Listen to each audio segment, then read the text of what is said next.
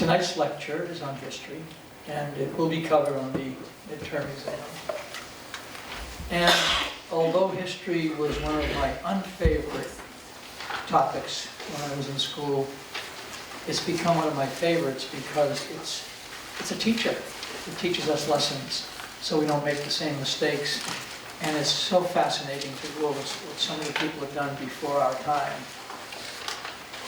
So we start at the beginning at the National Archives building on Pennsylvania Ave in Washington, D.C., where I lived for 8 years.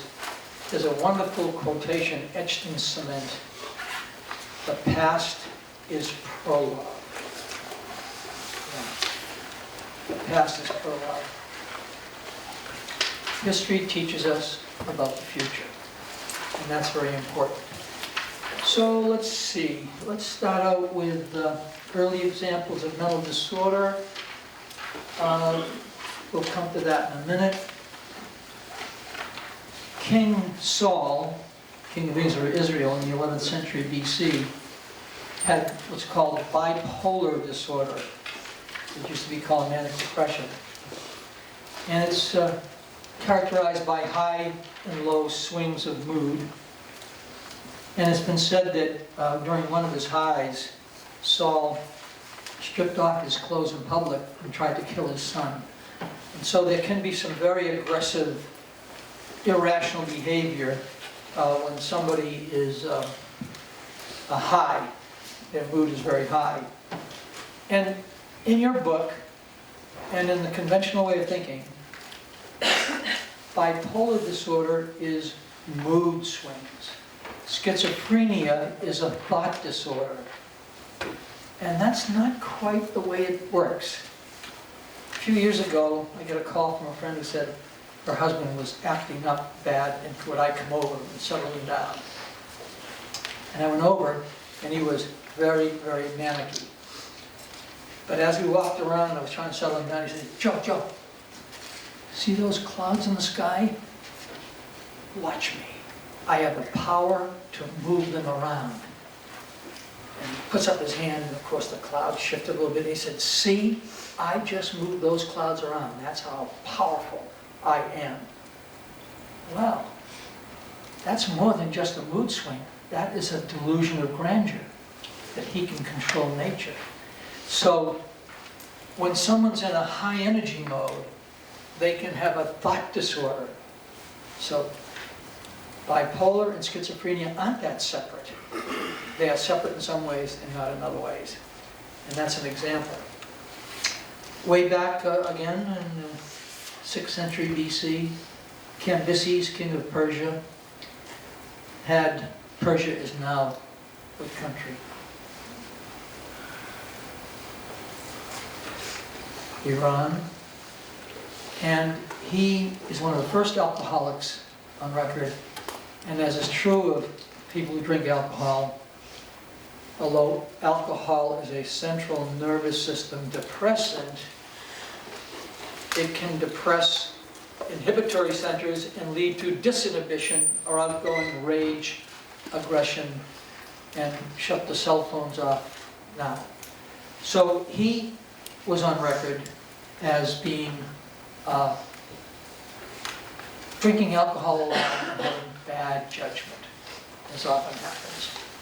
And he even disobeyed Persian law by marrying his sister, and he killed his other sister by kicking her in the stomach when she was pregnant.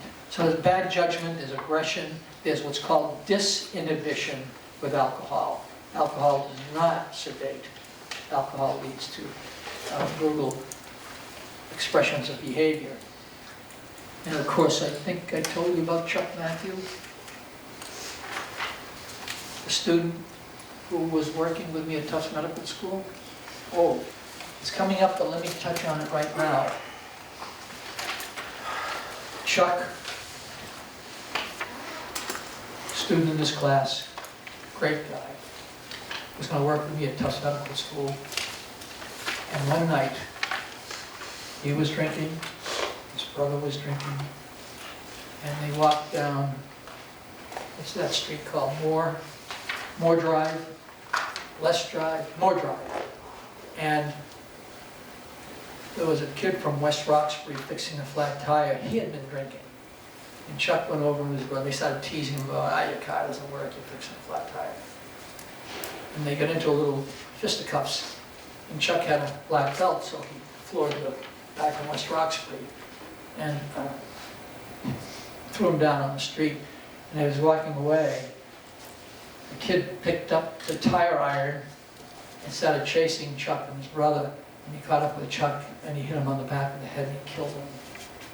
And I'm going to show you that in the slide next week or so, where alcohol leads to aggressive behavior and can lead to death. And this was a sad commentary on these poor BC student. So here we have Cambyses way back doing the same thing, acting out his rage. He even, at one point, the Ethiopians said that the Persians were dung eaters. You know what dung is? And so he got angry, and his troops were not that well trained yet, and he led them into battle while he was drunk. He led them into battle, and they got killed bad. The Ethiopians did a job on it because the army wasn't prepared. And this guy drinking, I'm going to get those Ethiopians. And after he was defeated, he came back to his hometown, and there was a feast called Apis. And so the people were celebrating the feast. He thought they were celebrating his defeat, and he lined up a whole bunch of them and killed them. So judgment is bad during alcohol, and way back BC. Then we have hypomania, and here, usually hypo means less, right? And mania means high energy. So you'd think it would mean less, but it only means less than the full-blown manic attack.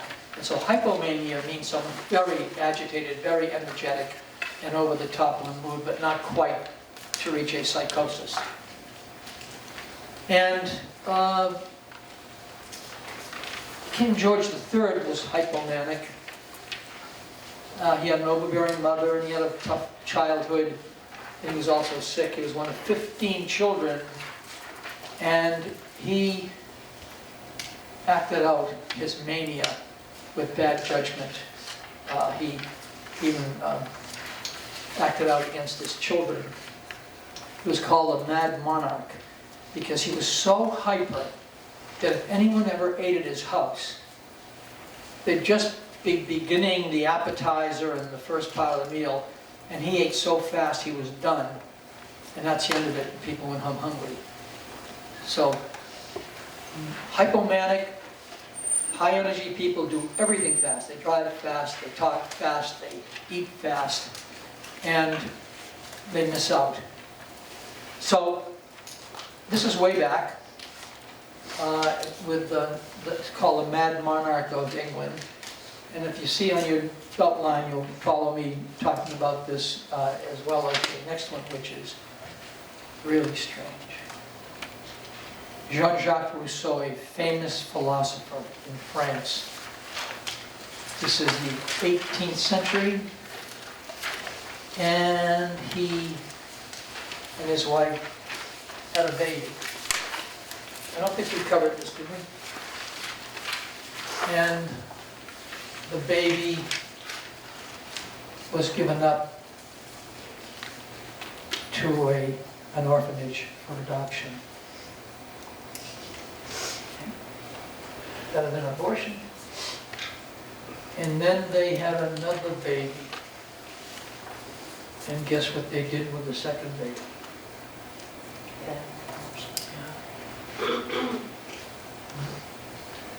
You must have read the notes. And then they had a third baby. And guess what they did with the third baby? Adoption.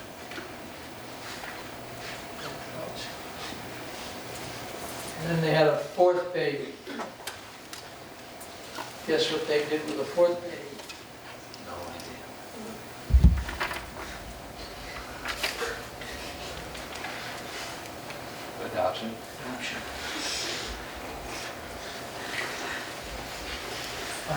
want to make sure. They had a fifth baby. And guess what they did with the fifth baby? That was wow. 5'5". And what happened to Jean-Jacques Rousseau, the famous philosopher? He went downtown one day, and there was a fruit peddler giving food to a poor family who couldn't afford it, so he just gave it to him for free. And he was up to the fruit peddler and he said, "I know what you're doing. My enemies have put you up to this. You're being generous to them so that I look stingy standing beside you and not giving them anything." Okay. And then he went to give a talk in London. Of course, they didn't have jets in those days, so he took the sailboat. He gave a talk in London, and while he was trying to get back to France, after his talk was over, the wind was against him, and the sailboat couldn't sail. He said, "See, even nature is against me. I'm writing a letter to God." He went to the church, wrote a letter, and went to carry it up to the tabernacle and the gate. In those days they had a gate, a little altar at the gate. He couldn't open the gate because it was rusted. And he said, "See, even God's against me. He won't let me mail a letter to him up there." Paranoia. Now, on last fact, here's my interpretation. One colleague said to him, "Hey, Jean, how come you giving up all those kids? Why don't you be a father?" "I'm too busy. I'm a scholar. I'm a professor. I've got to do all my philosophizing. I don't have time." They should have a father who's really got time to be a good father. I can't do that. I think Jean-Jacques had deep, deep guilt giving up 5 children and not being a father to 5 children. Therefore, we go back to the greatest psychologist on the planet, whoever was on the planet, William Shakespeare. He saw everyone around him in his whole life as potentially punishing him for giving up 5 children. He had so much guilt about it that he was looking around saying, "I wonder who's going to try to get me next." So I think guilt produces paranoia, and Shakespeare said it best. And let's see what the next slide looks like. No, go back. We'll go with Beethoven. He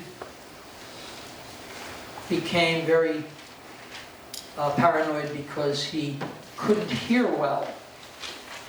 He lost his hearing, and he didn't know whether people were talking about him or saying good things or bad things. And I think a loss of hearing can sometimes make you wonder whether, someone's talking about you.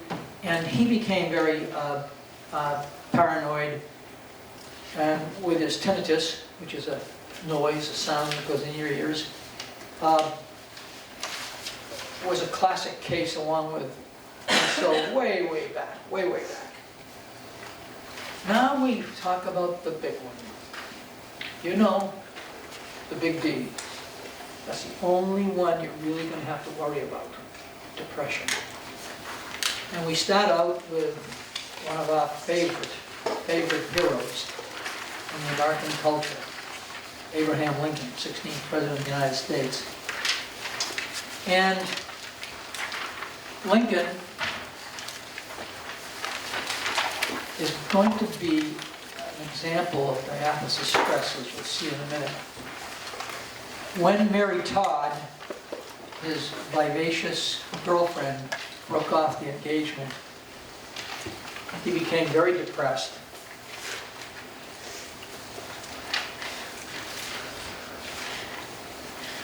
And said this. Now, lots of people have breakups and they don't get this depressed.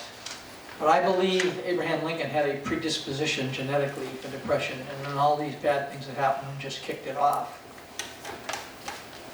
And of course, we know a few more things about him.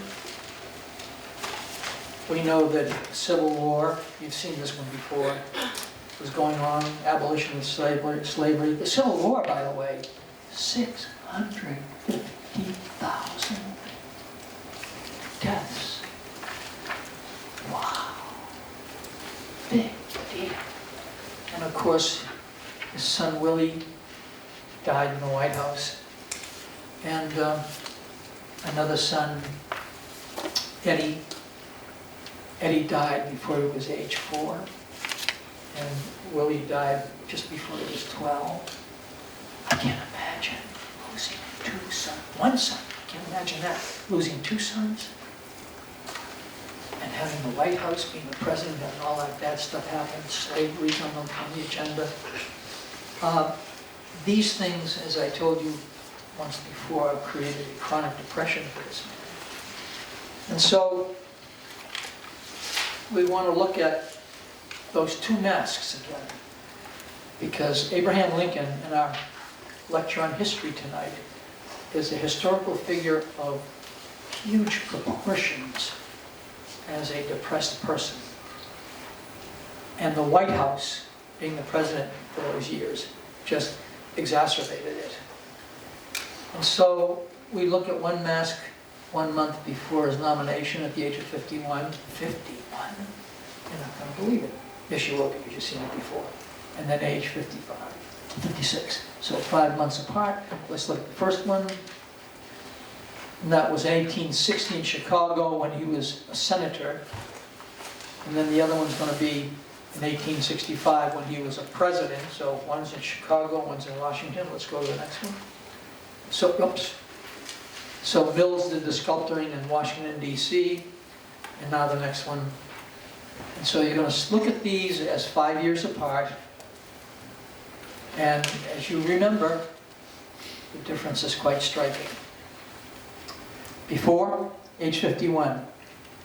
Age 56. Together. And as we said, the beard kind of confounding a little bit because it makes him look older, so that could be a little misguided comparison. And then he's looking down. That's another artifact here. So we're going to look at another set. Before, after, together. And now you see he's not looking down, even though and his skin is quite different. The skin is quite wrinkled, and you can see that the 5 years took a toll on him. All right, that's chronic stress. But I say he was predisposed to it. And let's look at the next slide. Next slide. I think that given his breakdown when Mary Todd said, "No, I'm not going to marry you, my parents don't like you," that's not enough for us. I'm the most oppressed and humiliated person in the world. He said, that's deep, deep, deep, intense overreaction in a way. And so, once again, just to remind you, I think Lincoln was one of the first people on record as demonstrating this hypothesis. We had a bad time, and the bad time was precipitated by the environmental stress. And so, here we have it. The 3 P's of depression. And I think Abraham Lincoln exemplifies these to a T. Sorry, to a P. 1, predisposition because of lifestyle and how we grew up. Secondly, precipitating factors, White House, 2 deaths of 2 sons, and then Mary Todd, and then perpetuating being president of the United States must be a very depressing job at times. And so let's see where we go from here. The letter to his son's teacher is awesome. Do you remember I sent it to you? I emailed it to you guys and gals, but I copied a few deans and a few vice presidents, and people related to this. They said, "Oh my gosh, that letter is so profound, it's so deep, that it brought back some of my vivid memories when I was a kid." So some fathers must have had the same lesson on their agenda. This letter, you might want to look at it. We might ask a question or two about that because it's such a striking letter. And again, this man, this depressed person, was the most gifted writer of all presidents and one of the most hard-working. Let's see where we go from here. Let's have a little fun. President Lincoln. Why does it say continued?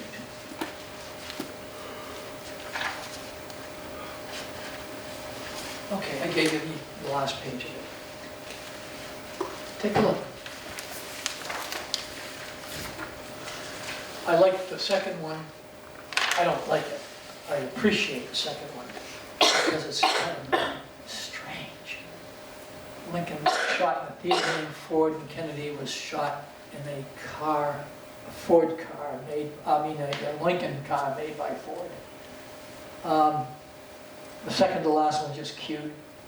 Lincoln was shot in Monroe, Maryland, and Kennedy was shot when he was with Maryland, after he was shot with Maryland Monroe. Oh, this is interesting. That the one assassin shot in a theater and ran to a warehouse, and the second assassin in the Kennedy situation shot from the warehouse where that school repository was and ran to a theater. At any rate, this was just a little bit, I tried to introduce a little lightness because the story on Lincoln is kind of down and out a little bit. Let's see what the next one looks like. Okay, let's go to a new phenomenon, what I call a mobilization stress. How come?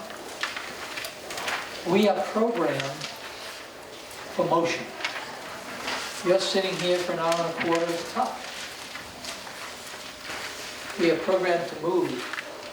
That's why I lecture with a hand mic, because I like to kind of move around a little bit rather than sit down and be constrained by a wire.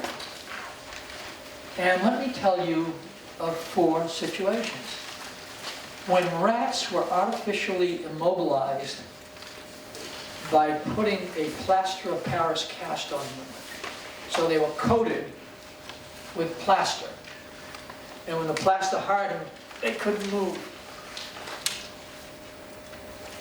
They went the way of the executive monkey ulcers and the rat ulcers. And what happened was, they developed bleeding ulcers and died, just by the fact that they couldn't move. Therefore, immobilization is so stressful and so against our genetically wired needs that it can produce a devastating effect called death. Second one, Franklin Delano Roosevelt, another president of the United States, was an active, outgoing man, and then he got polio. Here we have FDR, it's polio, has to sit down in a wheelchair, and he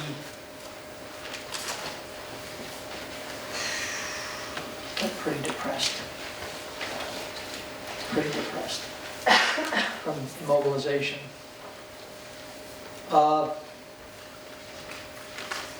A woman named Amelia, a very outgoing lady, first woman to be head of the Democratic Party committee in Wakefield, Massachusetts, and very outgoing and very energetic, shoveling snow, slipped on the ice and fell at the age of maybe 89, 90. And from that day on, she couldn't move out of the chair because she broke her leg. And she developed Alzheimer's disease. I'm going to tell you later on in the semester that I've developed a critical incident hypothesis based on my research at Tufts Medical School. That when normal elderly, like me, and we all normal elderly have little things going below the surface that can be kicked off. had a critical incident, banged your head against the dashboard of a car. The lady who did that had to go to the hospital, developed Alzheimer's.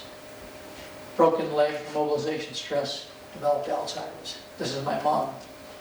I saw it with my own eyes. And then, a man named Inigo, and you know who it is because I sent you some stuff around about him, Inigo Lopez, was in a war. He was a war hero, a military hero in Spain. Cannonball went between his lower part of his legs and broke one, and he had to go and recuperate in a castle. And his immobilization stress at the age of 30 had a good effect. Turned out he couldn't get the novels that he wanted to read, the real, exotic novels, adventurous novels. All they had in the castle, when he was immobilized, were books about the saints. And all he could read, because he loved to read, were books about the saints. And he said, hey, this stuff is pretty good. And he kept reading. And he said, I like this. I think I'm going to take this up as my lifestyle. And he did. And he went to the seminary, became a priest, and then started up the Society of Jesus, St. Ignatius of Loyola. So his immobilization stress proved to be very, very good. And did I tell you about the student who, this is similar, the student who saw my snow stress interview in Dallas, Texas? Yes, no? No. Okay. I did an interview on snow stress a couple of weeks ago and went all over the United States, and a girl from Dallas, Texas writes, Dear Dr. Titch, I was watching TV and almost fell off my chair when I saw your picture and your name come up, because I had you in statistics in 1973. And I'm so glad to see her at BC 42 years later. Now, I almost fell off my chair. And she said, I'm telling you this because I took your statistics course and I hated statistics. And your course was so good and so engaging, and you made it so much fun, it became my favorite course. And today, and she's about 60 years old, today I am a financial analyst. And I use this example with my adult children when they're down and out in Beverly Hills. And they're not feeling too good, and they're feeling a sense of failure. I say, hey, wait a minute, don't you remember? I couldn't handle statistics, I was down, and I hated it, and this course I took lifted me up. So the lesson here is, you break a leg, it's a setback. Now, it's a chance for you to meet a challenge and become great. You hate statistics, turn it around. Become an expert on statistics and a financial analyst. And I think this is a huge, huge lesson. And I wish I could practice it all the time, but when I'm set back, I'm not too happy. But a setback is always an opportunity to go forth to success.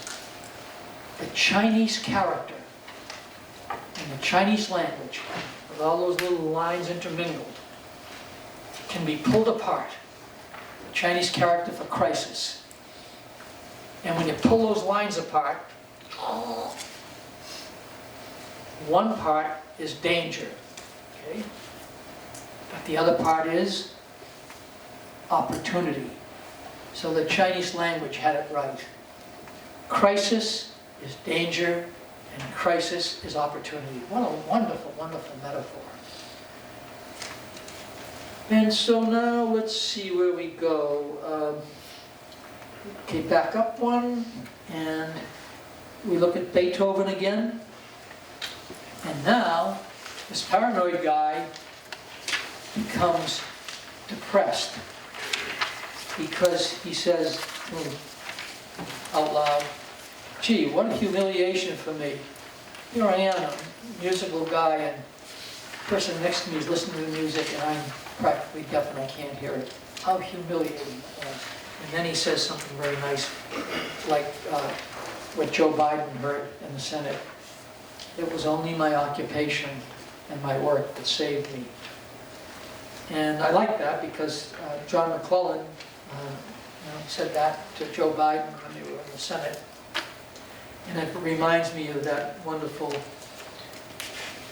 saying by George Bernard Shaw. I didn't do the aphorisms tonight, did I? But here's one, an old one. Give a man health and a course to steer, and he'll never stop to trouble about whether he's happy or not. So if you have a passion in life, if you have a goal in life, if you have something you can work on, you don't count flea legs, and when things get bad, you just go to your passion, whether it's sports, or whether it's entertainment, or studying for exams, or just being good, just being a nice person. It's a wonderful lesson to learn. Oh, by the way, the Do Good project's coming up pretty soon. I have to tell you, and I'm not looking for any credit. It was just a larky thing I did yesterday.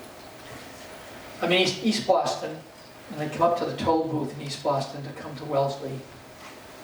And there's a line of cars at the cash only line because there's only one cash only that's usually open. All the other ones are, use all the little tricks, cards and stuff. And I couldn't get in line. I'm waiting, cars go by, and then the guy stops. And he goes like this. I was touched. And I went like this. Got in line, went to the toll booth. I love this. My wife thought I was nuts. And I said to the lady, what's the toll? $3.50. Okay. Here's a $5 bill and here's 2 quarters. Okay, I owe you $2. I said, no. Tell the guy in back of me that the guy in front of him was so impressed by his courtesy that he wants to pay $2 of his tariff or his toll. And she looked at me and she said, got it. And I drove away. I felt so good. I felt so good. Now this guy, you're going to think I'm nuts. Secondly, he's going to say, go home and tell his family, you know what a guy did in front of me at the toll booth? And guess what? They're going to listen to that, and they've got some kids, that's even better. They're going to say, oh, not a bad idea. I think I'll try it someday. And then the contagion begins. And when you do your do-good project, you're not just doing good for that person. You're doing good for that person's friends, a few other people. It's going to have a broader effect than what you think. I'm just telling you that so you get psyched up and prepped for it. Another guy that got depressed was Dante Alighieri, a very, very famous Italian poet. And he admired this beautiful Italian lady by the name of Beatrice. And he wrote a wonderful poem about her. And he got depressed because he couldn't lay a glove on her. He couldn't get near her. He couldn't go dancing with her. He couldn't have a drink with her. He just could admire her from a distance. And for that and other reasons, he wrote this poem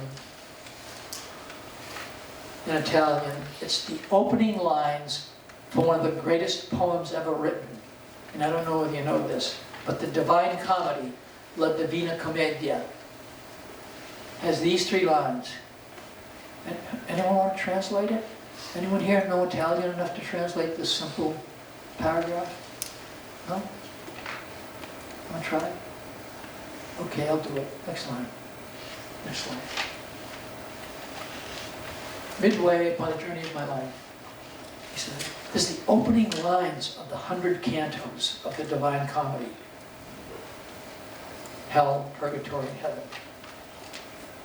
Found myself in a dark wood.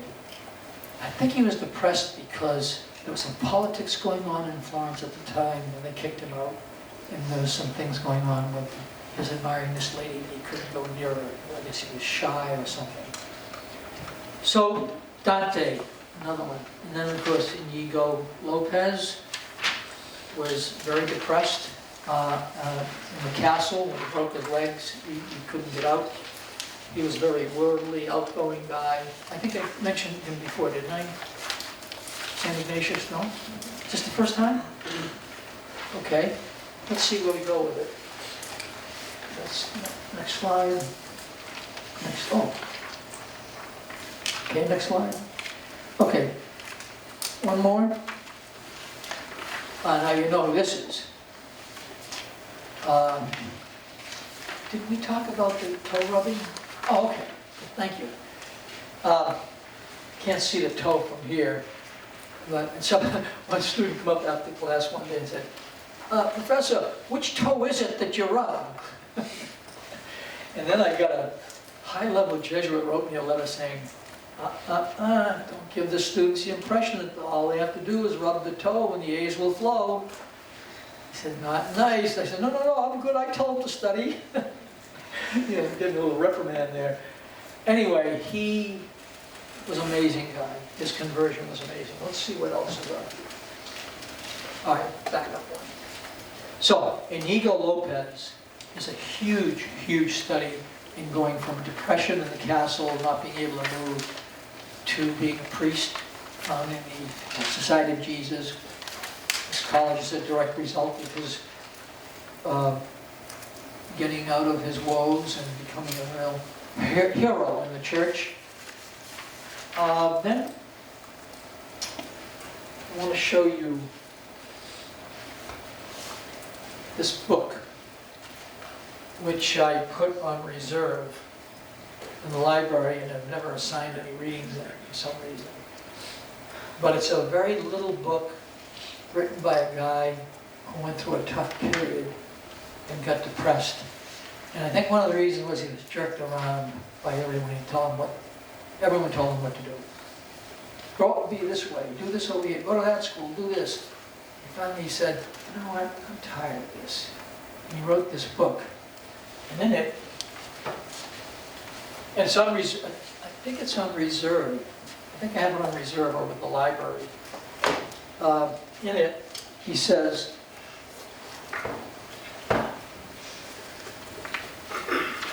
the snake pit of the soul. What a description of depression. The snake pit of the soul. It's a gem. It's a little book, but it's a gem. It's got some real neat things if you ever want to tackle it. Maybe I should assign something at the end of the semester. It's so good. And then, next guy I talked about during the stress lecture, Thomas Merton. Let's see where that takes us. Oh, in terms of, go back one, in terms of Palmer, I think his parents and his relatives and the people he knew did a job on him by controlling him. But he came out of it, and he wrote a book, and he did well, and he had a happy life after that, relatively happy life. And so, I thought of this one. I don't know where I got this, but somewhere I heard it, it just stuck with me. Oh, parents, I'm this way because my parents treated me badly. They didn't let me do this, they didn't let me do that. Okay, good, yep, okay, blame it on the parents. But then, that's deterministic. Now we talked in science about determinism and free will. It's deterministic to say, I'm the way I am today because of the way I was brought up. Okay, but the way you're going to be tomorrow, you have a choice, and now you forge ahead, and you're under the Chinese character of a crisis, an opportunity to now show your character and do well. So let's see where we go from here. And stress is a harness. Robert Frost, the famous American poet, it's true. The stress is a harness. And I had the privilege of listening to Robert Frost when I was at Bowdoin College in the 50s. He gave a talk over on campus because he's the main guy. And in a raspy voice, he gave us, read some of his poems. Very impressive guy. And then we followed him, a couple of us followed him to his apartment. He had a little trouble with his key. He was the old guy. He had a little trouble putting his key in his apartment. We were over in the dark watching him. And we must have made a noise because he looked around as if I wonder if someone's watching me fumbling around with the keys. And he very quickly put it in and got in his apartment. A little bit of fun. So Robert Frost had it right when he said, stress is a handcuff. Stress is a handcuff. That's why you have to deal with it. And of course, helplessness is a source of depression. Let's see what's coming up now. I've been talking a lot about depression. Is it too much? Maybe? Maybe not. Oh, maybe it's worthwhile talking about depression. 84 students in the class, 1 out of 10, 8 of you are destined to have a clinical episode with depression. No, not this class. Because you're going to meditate, do stress management, do good, and you're going to see how the do good just lifts your spirits up. Magic. So that statistic holds for the rest of the world, but not this class.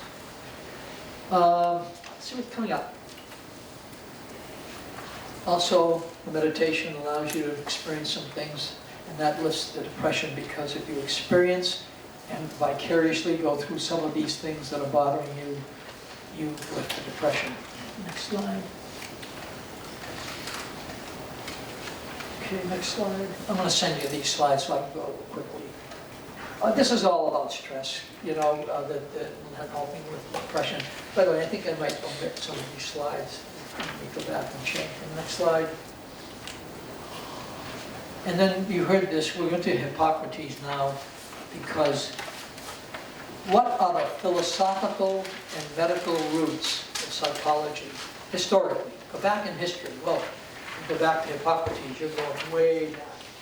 And of course, I think I told you this before about inhibition. This is a gem. This will probably cut out half of your problems, your behavioral problems, because behavioral problems are a matter of impulsiveness, not thinking before you leave, or before you talk. And this business of inhibition, which was put on the map by Hippocrates, is just wonderful. He broke with the historical views about God and the devil being the roots of insanity and the roots of mental disturbance. That was held for many years. If someone acted crazy, they had the devil inside them, or God was punishing them. So, let's see what's coming up. Hippocrates. All right, take a look. Well, let's take a quick look. Let's take a quick look at the Hippocratic Oath. And we did this once before. And let's take another look at it. And notice that he says, to hold him who has taught me is equal to my parents. I went over that. Anyway, we went over that before. There's a section in there I will not give an abortive remedy to anybody. So he's against abortion. Then the next oath, Lasagna, medical school dean, friend of mine, colleague when I was there, came up with a more modernized version which emphasized prevention and a few other things. And so, let's see what we go from here. All right, let's advance a little bit and get to Plato, because Plato is huge. I might have touched on him before, did I? No?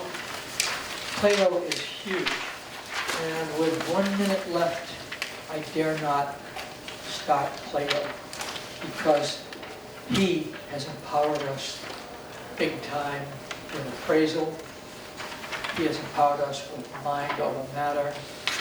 He even gave us things about dreams.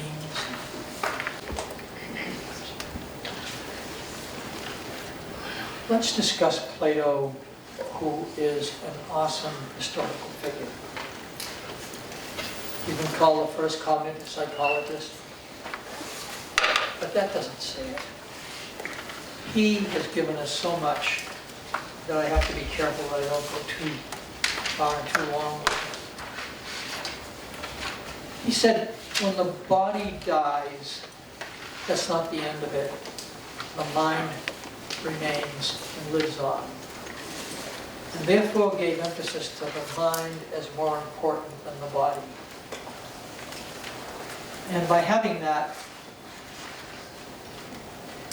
we get the word platonic, meaning mental and not physical. So a platonic relationship between two people is not physical. But the real thrust of this is that it led to a school of psychology called phenomenology, big word for subjective experience being more important than objective experience. Now that's empowering, because if we can appraise things and look out and see things the way we want to or the way they really are, we are empowered. So appraisal, one of the 3 A's I gave you in the stress lecture, can be attributed to Plato, who was a pupil of Socrates, but he carved his own niche. And he also predated Freud by emphasizing dreams as important, of course, because dreams are mental. And also individual differences. So, of the 3 A's, we attribute the appraisal to Plato because this big hunk of tissue between our ears allows us to think, appraise, and see things in the way that we should see them realistically. Unless this big hunk of tissue gets scarred, the neurotransmitters aren't flowing as well, gets damaged, genetic predisposition, a la Abraham Lincoln, then we're in trouble. But generally it does a good job of letting us see the world through a clear lens. And seeing the world through a clear lens allows us to be empowered to make decisions. Next slide. Aristotle was a pupil of Plato, but not a follower. One thing Plato said that didn't make sense was that all knowledge was innate. I-N-N-A-T-E. Meaning inborn. He said, nope. We get things from the environment. We get things from experience, which I told you was empirical.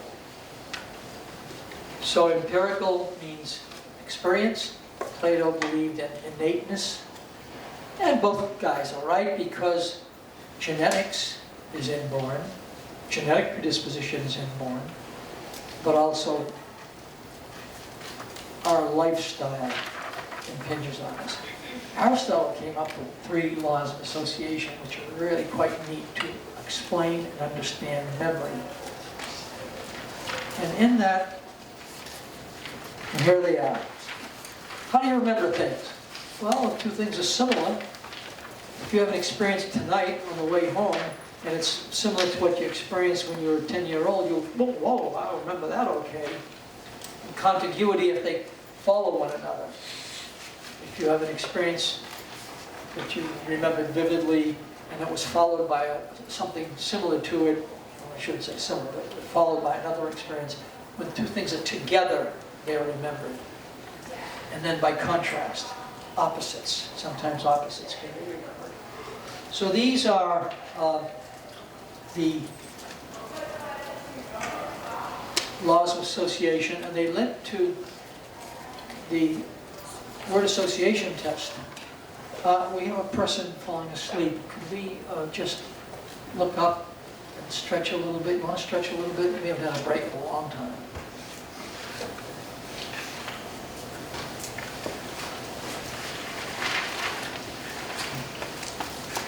Wake up! All right. Thank you.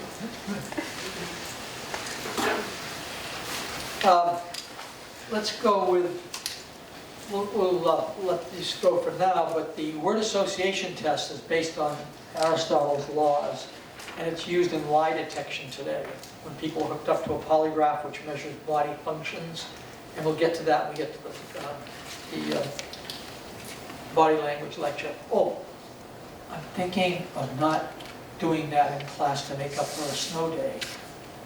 And I have a body language lecture, which I gave at Bowdoin College in the year 2010. And things haven't changed that much in the past 5 years. So I think I'm going to put that up on Canvas, the Bowdoin College lecture. Now the guy that introduces me makes some silly jokes, but just ignore that. And just go with the lecture once I start talking. And PowerPoint slides. So I think that's going to make up for one of those snow days. And we lost 7 days. Body language lecture. Remind me to bring it over to Canvas. But the word association test is part of that body language lie detection unit. And let's see, maybe we just show the class. I usually do a demonstration, but I don't think I'll do that tonight. These are the complex indicators. I usually bring a student down and give the test. I say a word, the person says a word. So it's word association. And generally, up, the person says down. They say cold, they say hot. Why? Because one of Aristotle's laws is contrast. And then if you say the person has stolen a wallet, you say wallet. They delay their response and they stumble over it. These are the indicators, and you're going to get these in your package. So we can go on. But it's based on Aristotle's laws. So those philosophers had some good things to say. I mean, Plato on dreams, Aristotle on laws of association. Not bad. Okay, now, back up. The mental health movement began, of all places, one of the first places was in Baghdad. So, what was happening? Well, people up to a certain point in history, like 800 AD, said, God and the devil are the sources of all mental disorder. Not the brain, not neurotransmitters, we had that in those days. And along came a physician by the name of Avicenna, who said, he was called the Prince of Physicians, who said, no. We understand that it's not God and the devil, but there are natural factors involved. And he had a patient who was called the Cow Prince. He was a prince of royalty who thought he was a cow. And he's going to remind you a little bit of Rousseau, because he said, I am a cow. Cut me up and make me into a stew. Well, most people don't say that. Cut me up and ouch. Because he wanted to be destroyed. And now I'm talking. Because he had guilt about some stuff he had done. And Avicenna said to him, don't you get him to eat? Oh, no, I'm not going to eat. Because depressed people generally don't eat. And he said, I'm not going to eat. I'm not going to eat. So Avicenna went up to him and he said, Mr. Cow, you're going to make a good stew. Good, he says, good, cut me up, man, cut me up. The only thing is, a good stew needs meat. And you don't have enough meat on you. So here, this is a diet I'm going to give you. And the next time I come, you'll put on some nice meat and we're going to cut you up. Okay. Wow. The Cow Prince started eating up a storm because he wanted to be nice and fat for that stew. And what happened? His hypoglycemia, which was part of his problem, was reversed. And he became a little bit healthier, a little bit fatter. And what happened? His delusion began to go away because he was eating and enjoying it a little bit and putting on the weight. And he wasn't so hypoglycemic, and maybe more glucose was going to the brain. Makes sense. And he was cured. So Avicenna is on record as the first nutritionist to cure a mental disorder. Neat. And what do we know today? Oh yeah. We know there is a strong, powerful, unrelenting food-mood connection. You eat protein, there's tyrosine in there. Tyrosine leads to norepinephrine and neurotransmitters that are alerting. You eat carbohydrates, pizza, pasta, and it has tryptophan. And tryptophan leads to the production of serotonin and calms you. Okay, one food alerts you, one type of food calms you. Both are good. You can't lose. The food-mood connection is so good. The only way you can lose is by eating too much of it. And then we went on to Paracelsus. Again, this is only about the 14th or 15th century, and Paracelsus was a Swiss physician, and he said, you know what? I noticed that when there's a full moon, people are a little crazier than when there isn't a full moon. And you've heard stories about that. Oh, there's a full moon tonight. That's why everyone's acting out. And therefore, we got the word that characterizes crazy behavior from the word, Latin word for moon, which is luna, lunatic. Not luna plus ticks, but lunatic, meaning that pertaining to the moon. And so lunatic means bizarre behavior. It came from this word moon that was used by Paracelsus. And then Teresa of Avila, a Carmelite nun and mystic, said, it's not God and the devil that's causing my nuns to be a little bit crazy. It's natural causes. And she got hooted because she didn't believe in God being the source of those insane moments of her nuns. Same with St. Vincent de Paul, a French priest who worked for the poor. He risked his reputation as a priest by saying, it's not God. There are natural reasons why this is happening. So these two religious took a stand against God being the root of all evil and the root of all insanity. Finally, on this history lesson, this early history lesson, there was a place outside London. It was a priory called St. Mary's of Bethlehem, and it was located just outside London. And one of the kings said, yeah, we don't need that place in a monastery, let's convert it to a hospital. So they did. And the hospital nun took in some people with mental disorders, and some were hysterical. So the people in the city could hear up on this hill, this St. Mary's of Bethlehem, people being unruly, loud talking, acting out, and the people in London would say, oh, you hear that stuff going on in St. Mary's of Bethlehem? And you know how English people talk fast, so you can't understand them. They said it so fast. St. Mary's of Bethlehem, Bethlehem.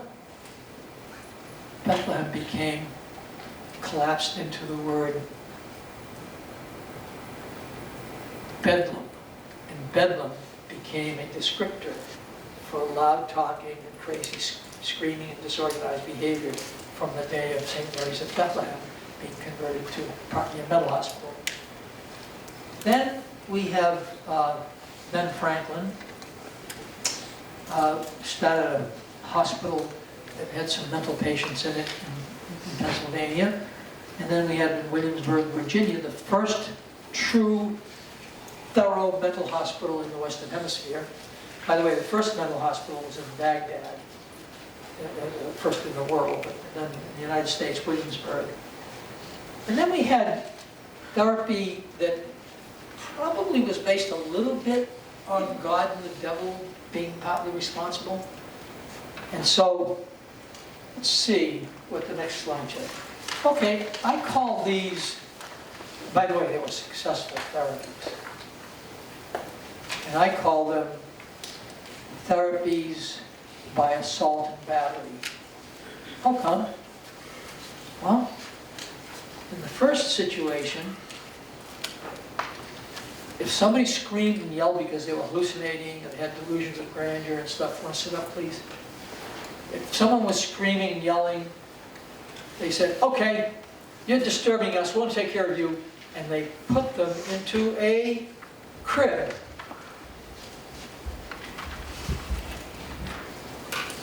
Now, what did I say? We have a powerful need for movement.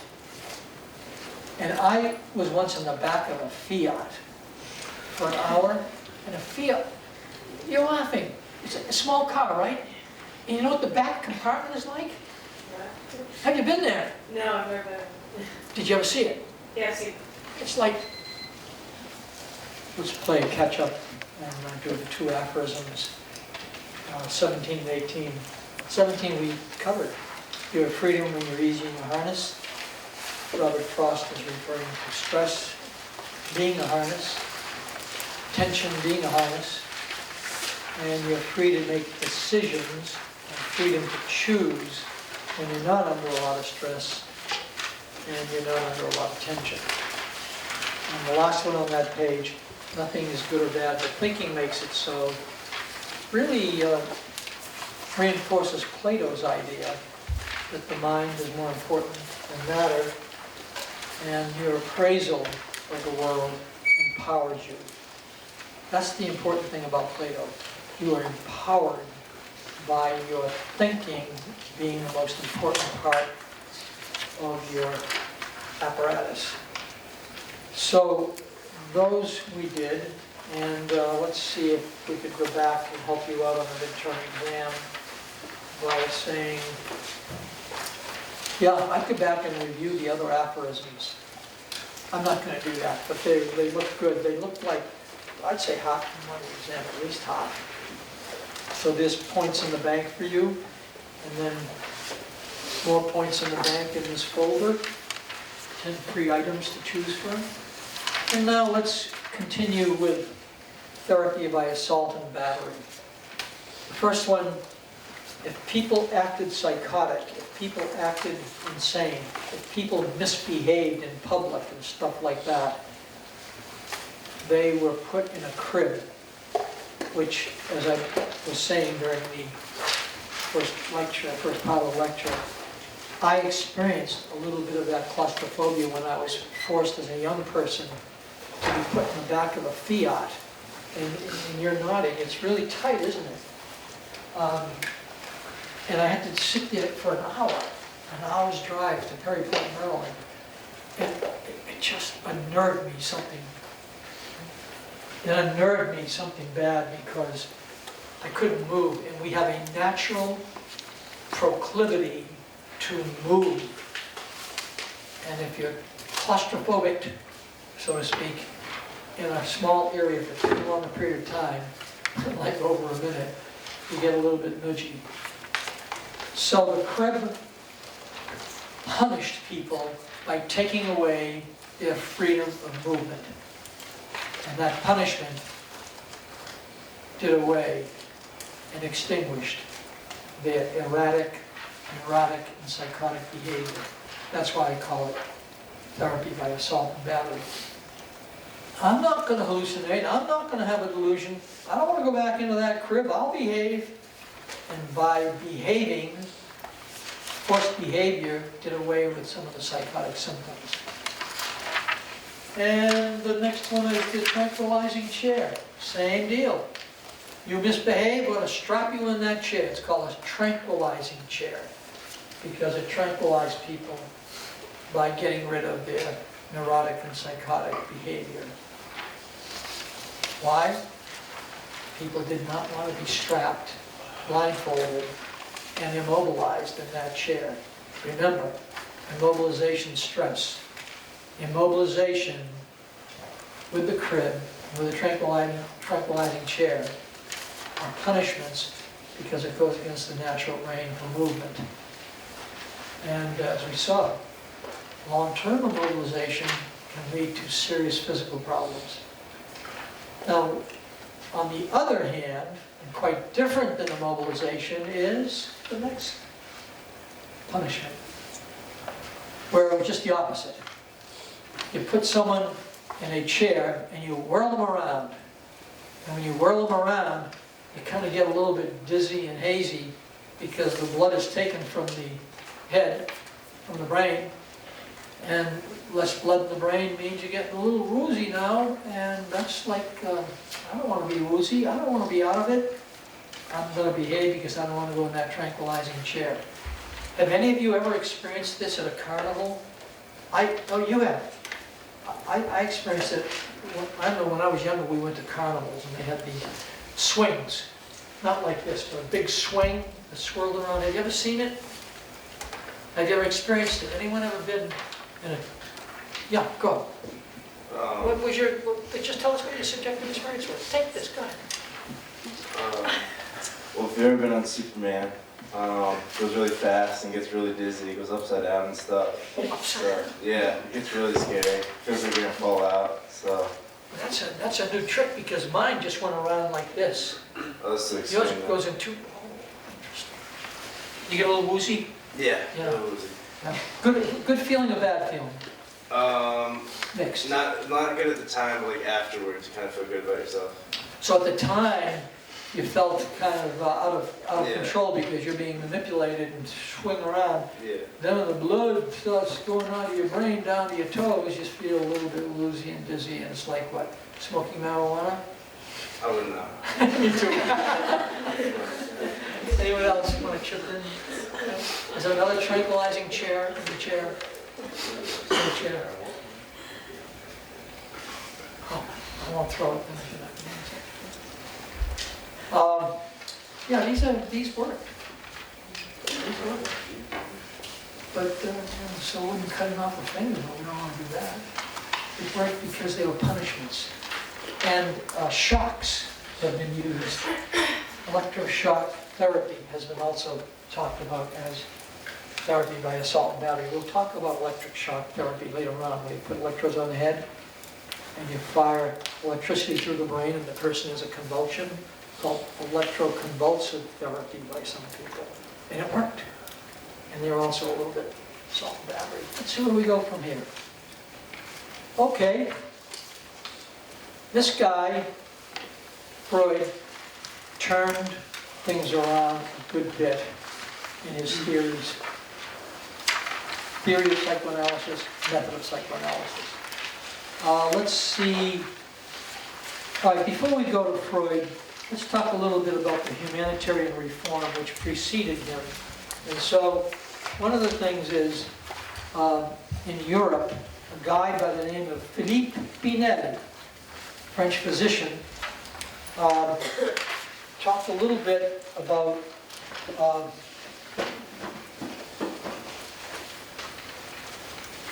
reform because he felt in France that criminals were being treated harshly. They were put in the dungeon of prisons and buildings. They were tortured. They were beaten. He felt that this was not right because sometimes these prisoners were mentally disturbed and had no control over their behavior, and why should they be punished? So Philippe Pinel, page 17 of your lecture notes, turned around and really was the first person in any position of the medical authority to help out the mentally disturbed. And so he took some of these prisoners and who hadn't seen daylight for years because they were down in the dungeons, and he brought them outside and he showed them the sunlight, and here are these vicious, terrible criminals saying, oh, I haven't seen the daylight and the sunlight for so many years, it's so beautiful. These tough guys talking poetic because they were so impressed by what they had forgotten in terms of daylight. And then, during the French Revolution, since Pinel is a person in authority, a medical authority, the revolutionists saw him coming down the street one day and they said, he's a member of the establishment, let's kill him. Because revolutionists were person not in a position of authority. And they went to grab him and kill him, and a guy, one of their guys, jumped up in front of him and said, "No, stop. You cannot hurt this man. To get to him, you've got to kill me first, because he took me out of the dungeon and gave me a new life when I was mentally disturbed. And therefore, I owe him my life." And the revolutionists were so impressed by this, they backed off. And he saved Philippe Pinel's life. So Philippe Pinel had a do-good, and his do-good turned around and did good for him. Bread cast upon the water. In America, Benjamin Rush, American physician, was called the founder of American psychiatry because he also said, mental disturbance is not the devil, it's not God. These are reasonable physical factors, and they're very important to understand naturally, not spiritually and not outside the natural order of things. But he also got sucked into the idea that mental disturbance was this real mysterious, not understandable problem. And he got sucked into astrology and said that astrological signs were one of the things that determined mental disturbance. So if you're me, an Aquarius in February born, you might be prone to being too controlling in the classroom. If you're born under a different sign, you might have a different kind of symptom and want to drink water when you're supposed to keep it on the floor. So we have all different kinds of, he thought astrology was very important, so he got sucked into it. He also helped design the tranquilizing chair. Ouch. Therapy by assault and battery. But he got it to work okay. He also was instrumental in allowing or even encouraging trephining or trephination. Now what's that about?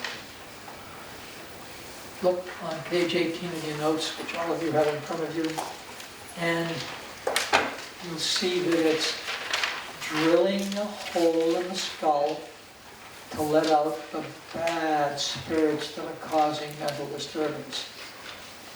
So take that Black & Decker drill that you got at home, and now don't go too far in, because you go too far in, you hit the brain and brain tissue, you'll destroy it. There are 70 trephiners, or trepanners, whichever word you want to use, in the United States. 70 people practice the art of drilling a hole in the skull and feeling good. What? Well, it makes sense in a way. You've got evil spirits in your head. Let them out. Well, we know that that's not true physiologically. And therefore, how do you explain they're getting better? How do you explain that a professor of Oxford, in Oxford, whom Bill Clinton had, President Bill Clinton had a professor of Oxford, England, who was a trefiner? Because we know if you expect something to be helpful, that suggestibility factor can make you feel good because you expect it to be beneficial, and call that the placebo effect. Not bad, except drilling through the skull, that's dangerous. But sugar pill, any kind of a pill that's helpful, can be useful in treating people. Did I tell you about a placebo effect the day I got married? This was on a Saturday morning when we had a mass in Baltimore where I got married. But Friday night, I was nervous about getting married because I'd never gotten married before. It's the first experience effect for me. And my wife proposed to me, so I wasn't in the driver's seat. I said, yes, ma'am, I'll get married. Oh, it wasn't that bad. Better take that off the tape. The night before I took a drug, my father-in-law-to-be was a pharmacist, and I took Equinil. I was scared. So I took the Equinil, and I was sleeping next door. In those days, you slept in different beds before you got married, and then you slept in the same bed after you got married. I know that sounds strange to you, but I was next door sleeping and not in the house where my wife lived. And I slept so well that I overslept. Now, I know you're going to interpret that as my not wanting to be married. Maybe it was true, I don't know. And my wife had to come and throw rocks at the window because the neighbors had locked the doors and left, so she had to throw rocks at the bedroom window for me to get up, go to church and get married. My brother, the best man, did not take any drug that night. He went to a baseball game with the other guys from Wakefield, my other pals. And the Baltimore Orioles game it was one of the longest games in the history of baseball, and they didn't get to bed till 3 o'clock in the morning, and they come to church to be my best man and my ushers, and they're like this. And my brother, being so fatigued, has the beginning of a panic attack. And they're singing, "Here comes the bride," and we're in church. He says, oh, I'm so scared. You got one of those pills you took last night to relax you? I said, yeah. So I take that pill out of my pocket. I give it to him. I said, Bill, swallow it now. I look at Marsh. In 25 seconds, you will be totally relaxed. He swallows the pill. And in 25 seconds, I said, now. He said, oh, I feel so good. Thank you so much. You know what I gave him? Vitamin C. But the placebo effect worked. There I am, lying in church. It's a wonder I'm still married. I'm lying while I'm getting married in church. That's terrible. What an awful thing to do. And here I am. Oh, jeez. Oh my gosh. 55 years later. Married for 55 years.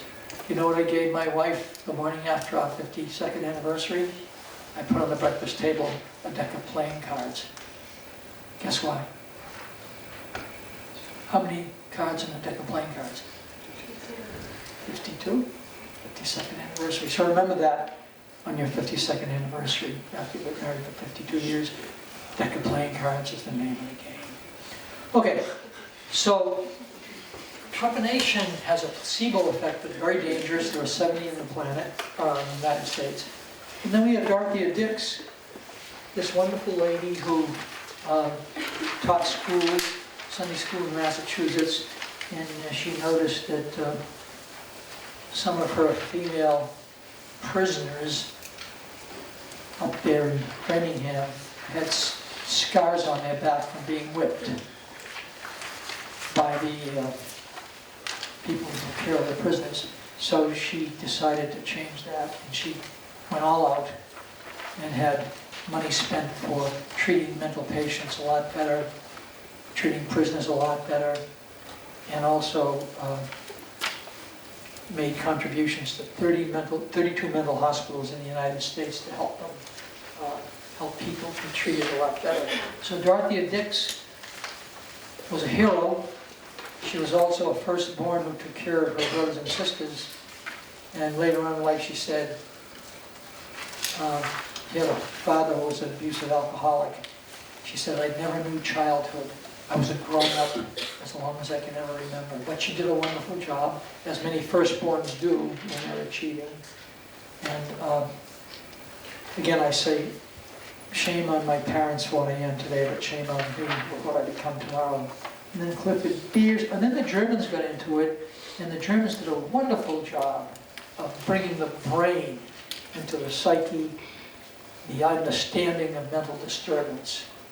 And we owe the Germans a lot, because they came along and said, it's not God or the devil, it's physiology. And I outlined it here. And then psychoanalysis, and now we can go and take a look at Freud just for a few minutes. I don't know if I should get into the the defense methods, that's probably really tricky. We might try a little bit of it. Now, please take a look at the Hippocratic Oath for the midterm exam. Please take a look at the Oath of Lasagna. And let's see what else we got there. Okay, we didn't do the word association test. Let me play a little bit. And I told you about Inigo Lopez. Let me play a little bit about what the Freud. You're going to hear more about him at the last class. But he went against. He did not believe that mental disturbance had anything to do with religion, because he was mostly biologically oriented as a neurologist. Do you remember we put his videotape, his voice? Remember his voice on the, did we play his voice? No? Okay, well you will hear it, and you'll hear him say, he started as a neurologist, and maybe I've got a little bit of it here, and then he switched to psychiatry after he realized that Bertha Pappenheim was cured of neurosis. That's in the model lecture, that's coming up. Okay, so now, what about Freud? Not God, not the devil, not spirituality, not religion. It's got to do with well, first, one basic drive, eros, which is the Greek word for life instinct. And erotic comes from that. Erotic meaning sexual, because sexual activity can lead to new life. And he said that's what it's all about. Then World War I came along and people were killing each other. Men were killing each other on the battlefield. He said, well, that can't be sexual. Shooting each other, killing each other. There has to be another drive called thanatos, which in Greek is the death instinct. So now we have the life instinct and the death instinct, and this is what Freud was all about. Mostly the life instinct. And so Freud is usually conceptualized as synonymous with sexual drives. And it's true, he emphasized that more than anything. Let's go to the next slide. Oh, this is a little bit of a story. I used to work at Tufts Medical School. In fact, I was down there for 15 years. And then I ran the turnpike and came here and taught one night a week until I came on full-time in 1980. And one day I was leaving my lab. It must have been maybe 4:30, 4:45, but I insist on people being on time, so guess what? No double standard in this classroom. I have to be on time. As you know, if I can't lie down and slouch and put my feet up on the table, I have to be like you. So I'm driving out of Harrison Ave, my medical school lab, which was right next to Lou Lasagna's lab, by the way. The Oath of Lasagna man, his lab was right nearby. And I stopped in traffic, there on the sidewalk. I haven't told you this? This lady smiles at me, and she walks over to the window on the right-hand side, so I lowered the window. She said, hi. And I said, hi. She said, you look like a nice man. And I said, you look like a nice lady. And she giggled. And she cooed a little bit, you know. And she said, would you like to have some coffee with me and spend the afternoon with me? And I said, yes, I'd like to, but I can't. I've got to go teach class, and I insist on my students being on time, so I got to go. She said, oh. She's well-dressed, a little low cut here, but well-dressed, and made up, had makeup, nice body, nice smile. And then I got it. I said, oh, thank you so much, but you know, I've got to go, but I wish you good luck. And she said, oh, that's too bad. I said, yeah, it is. Bye-bye. So I started pulling away. This guy, this young man in the car, zips across in front of me because he wants to take the right-hand exit, but he's in the wrong lane. And I jammed on the brakes, just missed him by inches. And I said, oh my gosh, this guy's got a death instinct. Well, life instinct on the sidewalk, eros, all erotic, death instinct in the car, guys driving crazy. And so I called it Eros and Thanatos on the streets of Boston. I thought I experienced both right away. Within 30 seconds of each other, I got both. And then the next slide is Freud. He really took a stand harshly against any kind of religious explanation, and said that people were mentally disturbed. And he's a neurologist, so obviously he's postulating biological urges, and said that his theory was that of Eros and Thanatos. But then he talked about infantile sexuality, and you're going to hear him talk about how he was criticized for that, and the unconscious. This is a big deal. If Plato emphasized mental functions, Freud emphasized unconscious mental functions. And no one's been talking much about that, at least on an empirical basis. And so, yeah, so much of what happens in our lives is unconscious. Unconscious determines behavior. You're not even aware of it. And in your meditation, I'll bet once in a while something comes up and says, oh, I hadn't thought of that. Because repression is lifted during distraction meditation. And I told you that's one of the things you have to be careful about. So that was Freud. Dreams. Plato, we thank Plato for putting dreams on the map, but Freud gave it some reality testing. Therapeutic technique, oh yeah. Whereas you relax in your chair as you meditate, he had people lie down on a couch. And that was kind of interesting. Lying down on a couch, what's that all about?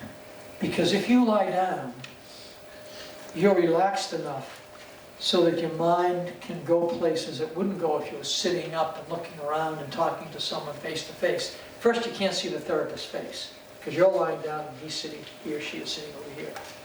Secondly, you're in such a relaxed position that you can almost, well, he called it free association. You just free associate and let anything come into your mind, just like in meditation. So he gave us a technique, therapeutic technique, which allowed freedom of expression of thoughts and feelings that you ordinarily, sitting up, wouldn't dare say because you're talking to someone and there's a reality orientation to it. And so he gave us this technique. And I tried it once when I was a therapist at National Institutes of Health.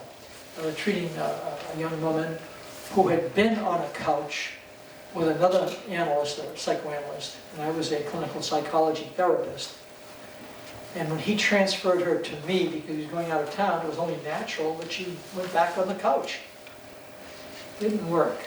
For some reason, my being about her age, in contrast to the therapist, the psychoanalyst, who was much, much older than her father figure, I think she felt very uncomfortable being on a lying down with this young man and talking about her sexual problems and stuff like that. So one day, after about 2 or 3 sessions, she jumped off the couch and she said, "No more of this, I'm out of here." And she quit. She ran out the door until next week she came back. But she said, "I'm sitting up, I can't lie on the couch." She said, "It's too anxiety provoking." And I think it's because it had a sexual connotation, because I'm a young man sitting in her, and here she is talking about her problems and stuff like that.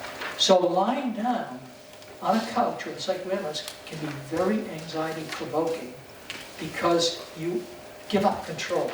It's like in your meditation. You just free associate. But it works. It works. It works. And then the second thing, the last thing I'm going to talk about later on, and we'll talk about this big time, is the notion of delayed gratification. For Freud, you are programmed for pleasure. And by the way, none of this is on the, this new stuff on Freud probably is not on the midterm exam. So I think you can draw a line in your notes at this point. I don't think I put any of the Freudian stuff on the exam. But everything else up to now is on the midterm exam, but not Freud. Make sure I'm pretty sure it's true. So, he says, we are programmed by eros, a biological drive to seek pleasure. And you know what? He's right.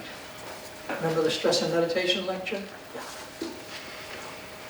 And we use that drive for pleasure to avoid pain, to displace pain, displacement hypothesis. Displacement hypothesis is on the midterm exam.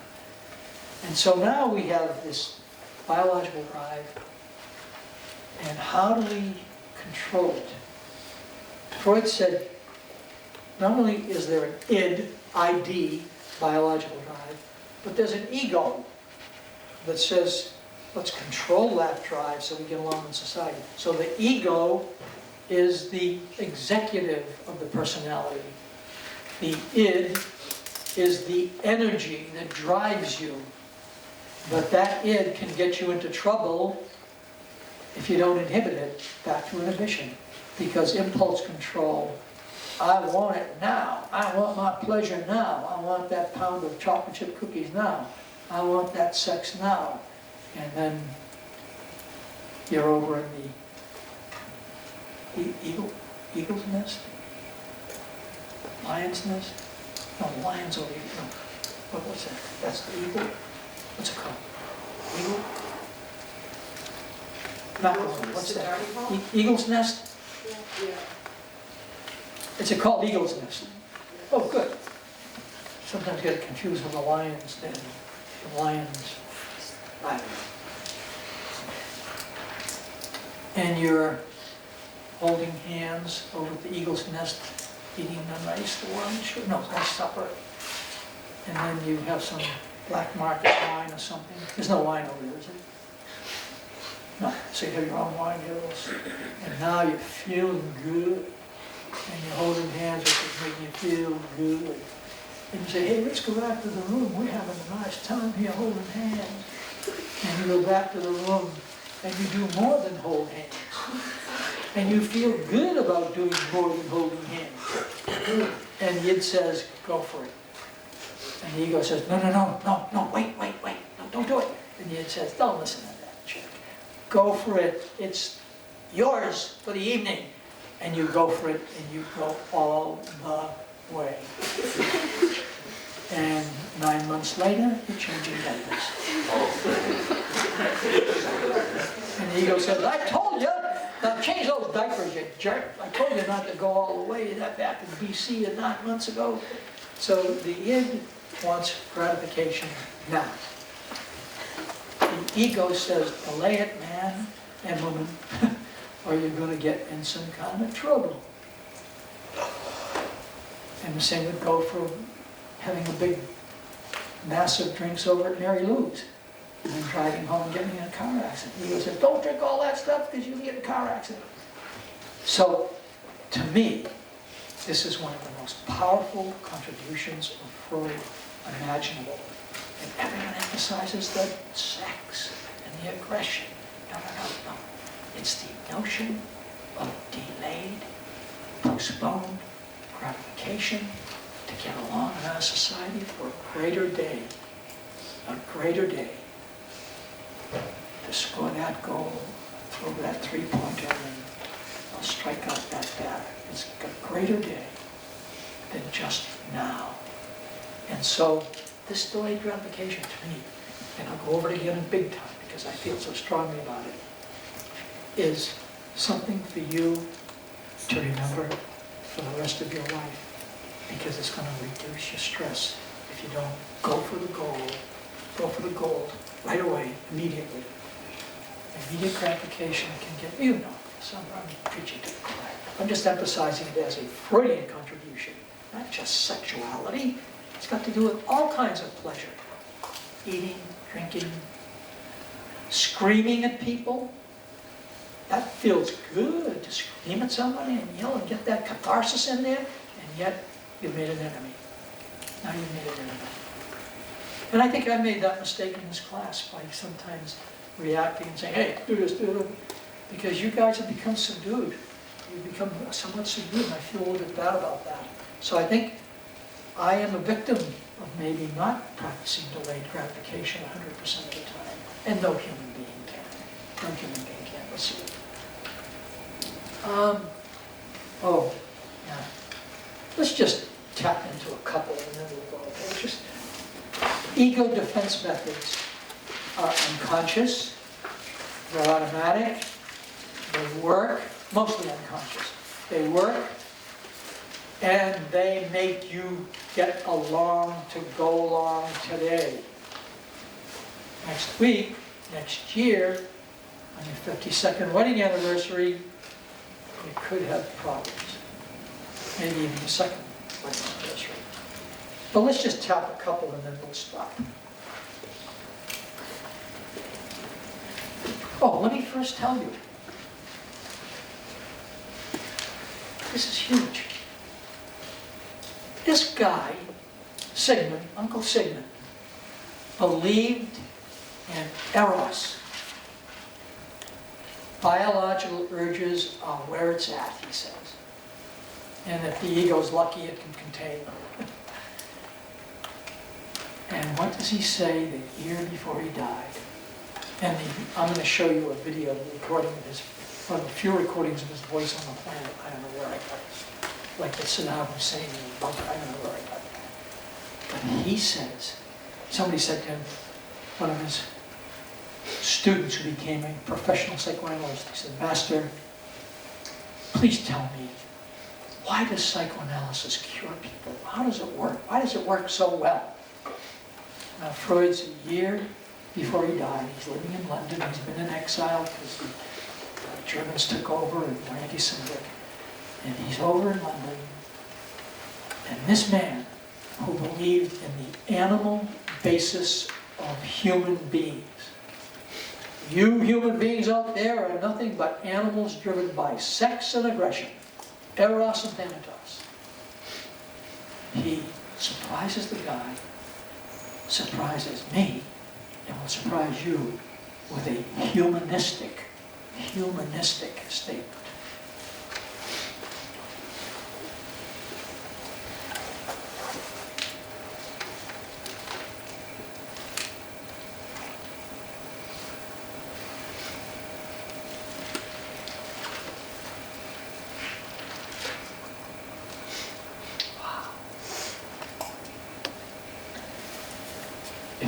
Anyone said to you, do you think Sigmund Freud could say something like this? You would say no. He believed in the animal nature of human beings.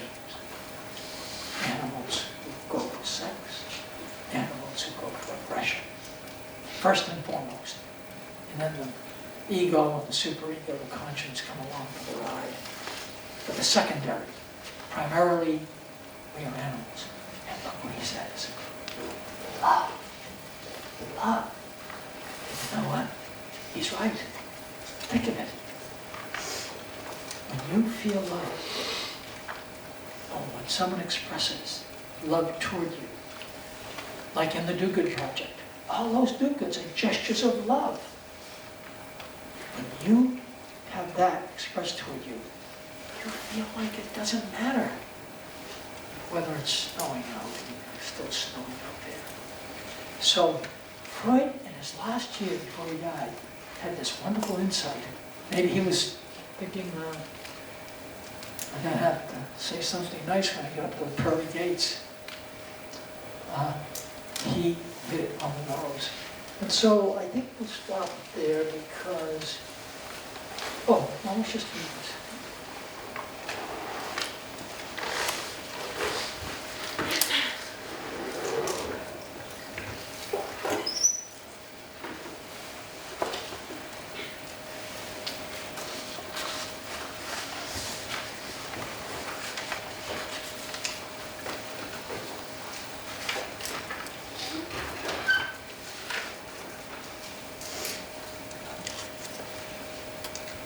This statement, I have the original auditory recording of it, and you're going to hear it in this classroom.